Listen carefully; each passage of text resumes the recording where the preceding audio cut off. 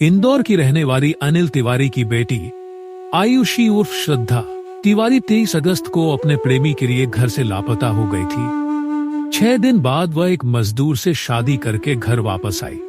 मजदूर ने श्रद्धा की जिंदगी को बचाया तो उसी से प्यार फिर शादी कर ली। ये सच्ची कहानी एकदम फिल्म की तरह है। इस कहानी को दोस्तों अंत तक जरूर सुनिएगा और आपसे एक प्रार्थना है कि हमारे इस वीआईपी परिवार को बढ़ाने में आप सहयोग करेंगे। इसके लिए आप एक लाइक और सब्सक्राइब जरूर कीजिएगा। तो दोस्तों आइए सुनते हैं आज की सच्ची कहानी। 23 अगस्त 2025 की दोपहर इंदौर से चलकर रतलाम की ओर जा रही ट्रेन में माहौल शांत था। डिब्बे में यात्रियों की भीड़ अधिक नहीं थी, परंतु एक लड़की अपने भीतर का तूफान लिए चुपचाप बैठी थी। उसका नाम था श्रद्धा तिवारी। उम्र सिर्फ 22 वर्ष, पर चेहरे पर दर्द और आंखों में टूटे हुए सपनों की परछाई साफ झलक रही थी। वह बार बार अपने आंसुओं को पोंछ रही थी, परंतु भावनाओं का ज्वार संभलने का नाम ही नहीं ले रहा था। श्रद्धा कुछ देर तक बगल की सीट पर बैठकर सन्नाटे में डूबी रही, लेकिन अचानक खड़ी होकर खिड़की के पास चली गई। हवा की तेज लहरें उसके चेहरे से टकरा रही थी, मानो उसे रोकने की आखिरी कोशिश कर रही हो। लगभग 5-10 मिनट तक वह खिड़की के पास खड़ी रही और भीतर ही भीतर एक खौफनाक निर्णय पर पहुंच चुकी थी। चलती ट्रेन से छलांग लगाकर अपनी जिंदगी का अंत कर लेना। जैसे ही उसने झुककर खिड़की से कूदने की कोशिश की, उसी पल उसके पीछे खड़े एक अनजान युवक ने उसका हाथ कसकर पकड़ लिया। वह युवक था करणदीप योगी, जो कुछ ही क्षण पहले से श्रद्धा की हर हरकत पर नजर रखे हुए था। उसे आभास हो चुका था कि यह लड़की कोई गहरी परेशानी में है। श्रद्धा ने झटके देकर अपने हाथ छुड़ाने की कोशिश की, परंतु करणदीप ने और मजबूती से उसे पकड़ लिया। ट्रेन की रफ्तार जितनी तेज थी, उतना ही तेजी से श्रद्धा की धड़कनें धड़क रही थी। गुस्से, पीड़ा और बेबसी के मिले जुले भाव से उसने कहा, मुझे छोड़ दो, मुझे जीना नहीं है। लेकिन करणदीप ने दृढ़ आवाज में कहा, मैं तुम्हें मरने नहीं दूंगा। पहले मेरी बात सुनो, उसके बाद जो चाहो कर लेना। श्रद्धा ने कुछ पल चुप रहकर हामी भरी और दोनों अपनी सीट पर जाकर बैठ गए। बातचीत का सिलसिला शुरू हुआ। श्रद्धा ने कांपते हुए शब्दों में अपनी कहानी सुनाई। वह एक कॉलेज छात्रा थी जिसने घर में पिता की डांट और प्रेमी सार्थक गहलोत की बेवफाई से तंग आकर सब छोड़ देने का फैसला कर लिया था। उसने कहा, मैं अब जीना नहीं चाहती, सब खत्म हो चुका है।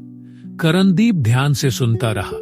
उसने उसे समझाया कि जिंदगी एक बार मिलती है और किसी के धोखे की वजह से खुद को मिटा देना सबसे बड़ी गलती है। बातचीत लंबी चली और श्रद्धा धीरे धीरे शांत होने लगी, परंतु अचानक उसने करणदीप की आंखों में झांकते हुए पूछा, क्या तुम मुझसे शादी कर लोगे?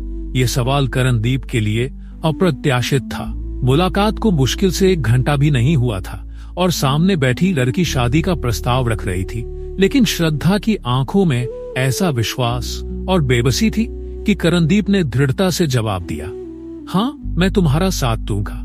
श्रद्धा तिवारी की जिंदगी अचानक बदल चुकी थी। वह अपने परिवार की लाडली बेटी थी, पढ़ाई में तेज और इंदौर के एक गुजराती कॉलेज में बीबीए 3rd ईयर की छात्रा। उसके पिता अनिल तिवारी इंदौर के MIG थाना क्षेत्र में जनता क्वार्टर्स इलाके में रहते थे। एक सामान्य लेकिन सुसंस्कृत परिवार की यह लड़की अचानक 23 अगस्त 2025 की दोपहर घर से गायब हो गई। उस दिन का मंजर उसके पिता कभी नहीं भूल पाए।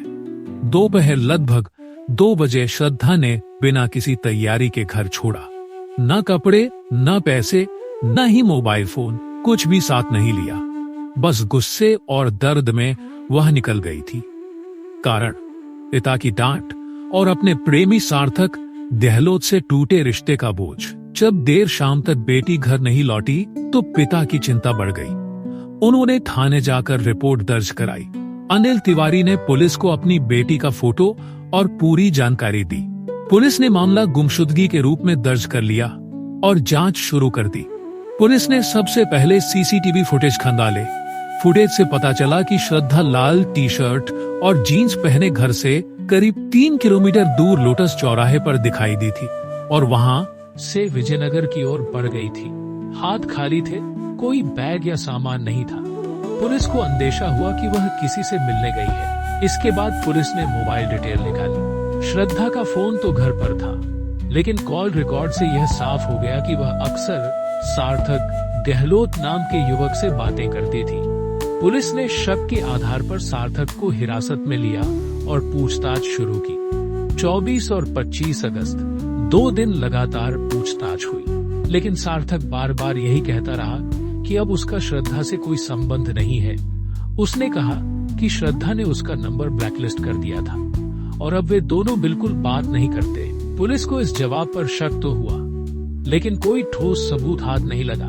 इस बीच श्रद्धा के परिवार की बेचैनी बढ़ती जा रही थी। माँ बाप रो रो कर बेहाल थे। छोटी बहन बार बार कहती, दीदी कहाँ चली गई। हर कोई उसकी तलाश में लगा था। पिता ने यहाँ तक किया कि एक पंडित से उपाय पूछा। पंडित ने कहा, बेटी की तस्वीर घर के दरवाजे पर उल्टी टांग दो, वह वापस लौट आएगी। पिता ने यह उपाय भी किया। इसके साथ ही अनिल तिवारी ने सोशल मीडिया पर घोषणा की, जो भी मेरी बेटी का सुराग देगा उसे 30-51 इनाम मिलेगा।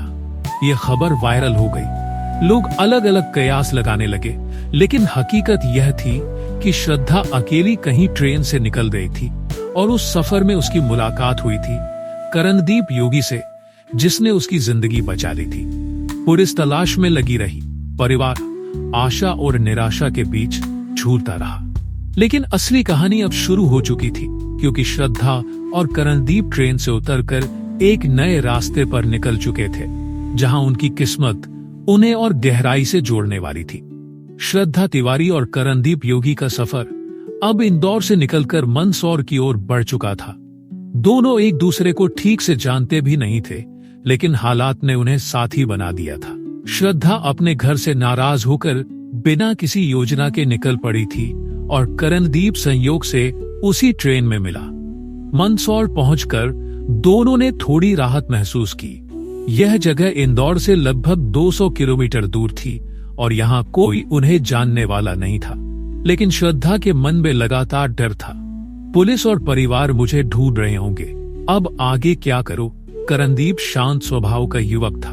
उसने श्रद्धा को समझाया, देखो, भागकर निकल आना एक बात है, लेकिन जिंदगी आगे भी जीनी होती है।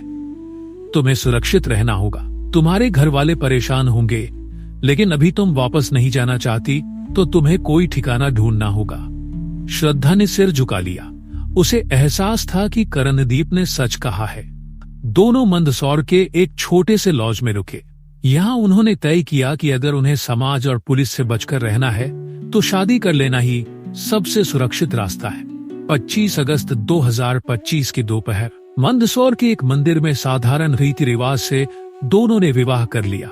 वहां न बैंड बाजा था, न परिवार की मौजूदगी, बस दो अनजान आत्माएं थी जिन्होंने हालात के दबाव में जीवन भर का बंधन बांध लिया। श्रद्धा के माथे पर सिंदूर सजा तो उसके मन में थोड़ी शांति आई।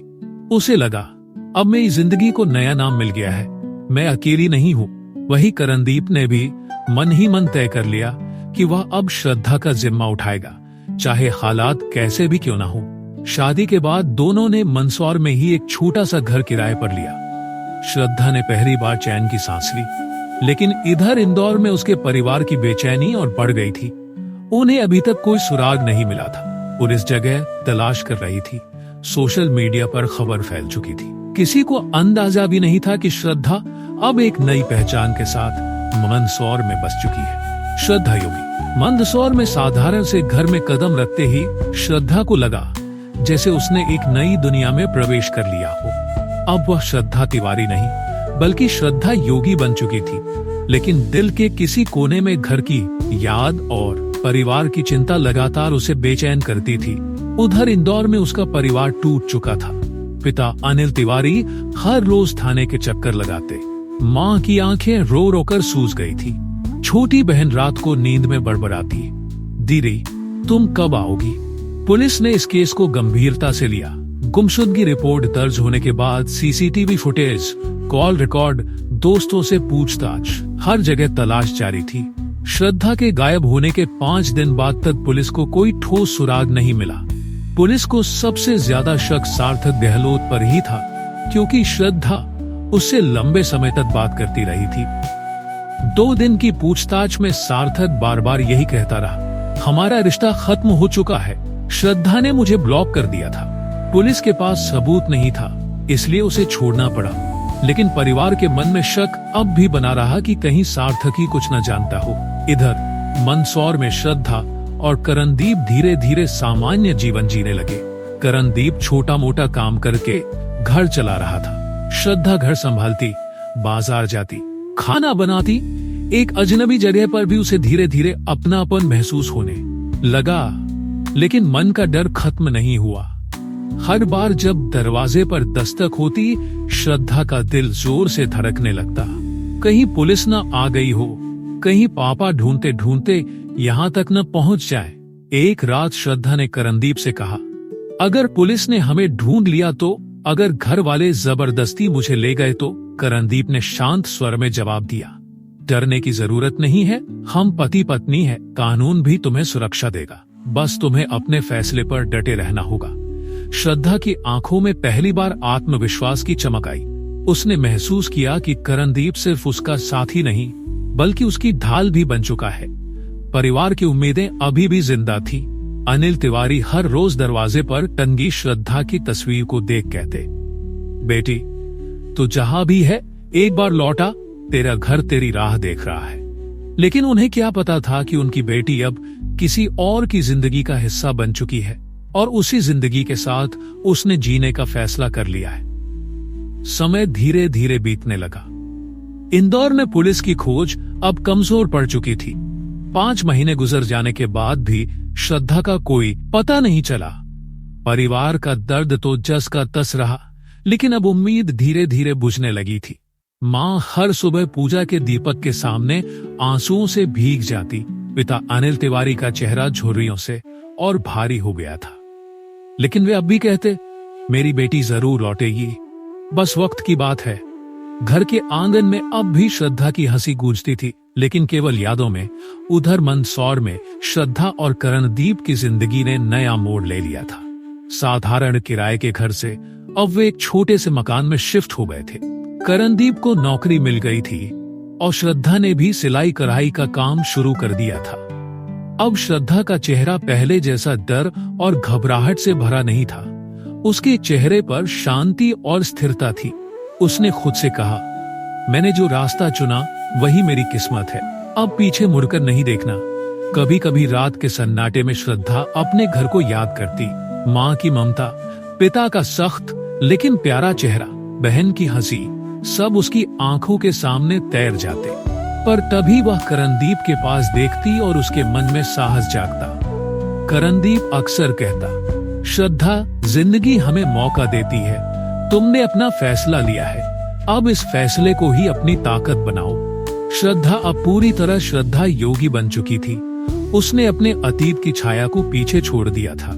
उसका दिल अब भय से नहीं बल्कि आशा और विश्वास से धड़कता था। इंदौर का परिवार शायद हमेशा उसकी राह देखता रहेगा, लेकिन श्रद्धा जानती थी कि उसकी राह अब अलग है। कहानी का अंत एक साधारण लेकिन गहरी तस्वीर में होता है। मंदसौर के घर की छत पर श्रद्धा खड़ी है, आसमान की ओर देख रही है। सूरज ढल रहा है और उसकी लालिमा श्रद्धा के चेहरे को एक नई रोशनी से नहला रही है। उसके होठों पर हल्की मुस्कान है। वह धीरे से फुसफुसाती है, अब मैं डर से नहीं अपने सपनों से जीऊंगी। दोस्तों, ये कहानी आपको कैसा लगा कमेंट बॉक्स में जरूर बताइएगा। आपसे प्रार्थना है कि इस वीआईपी परिवार को एक लाइक और सब्सक्राइब जरूर कीजिएगा। इसी तरह आपको अगली कहानी लेकर उपस्थित रहूंगा। जय हिंद, जय भारत।